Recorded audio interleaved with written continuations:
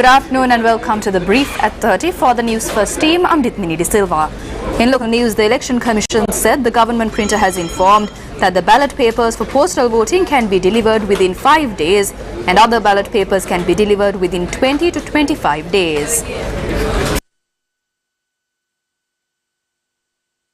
The Election Commission has informed to obtain the necessary funds for the printing purposes from the Finance Secretary. Further, the Election Commission has informed the government printer to provide all necessary details to the Inspector General of Police with regard to the provisions of police security. It added the senior DIG in charge of elections has informed that following such a request, the necessary police security can be provided. Further, officials from the CPC and the Ministry of Power and Energy are to reach an agreement in due course over the provisions of fuel for the local government election. In addition, the National Election Commission has recommended that the basic salary of public sector employees who are contesting the election be paid only for the delayed period. Celebrating the life and work of the late Lucky Senanayaka. Atra Magazine's launch of the Lucky Senanayaka edition and Art Experiential Festival.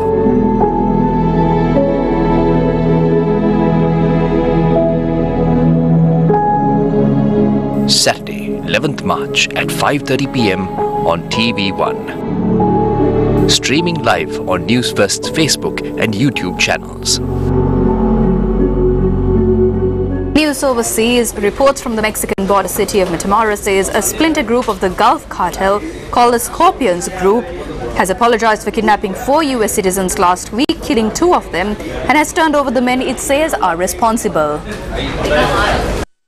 On their front pages, many of Mexico's newspapers published a photograph that appears to show 5 men lying face down on the ground, their hands tied and their t-shirts pulled up above their heads. A letter from the Scorpions Group was allegedly left with the men, which apologized to the people of Matamoros, to the US victims and their families, and to a Mexican woman killed last week when the gang fired on a minivan the Americans were traveling in.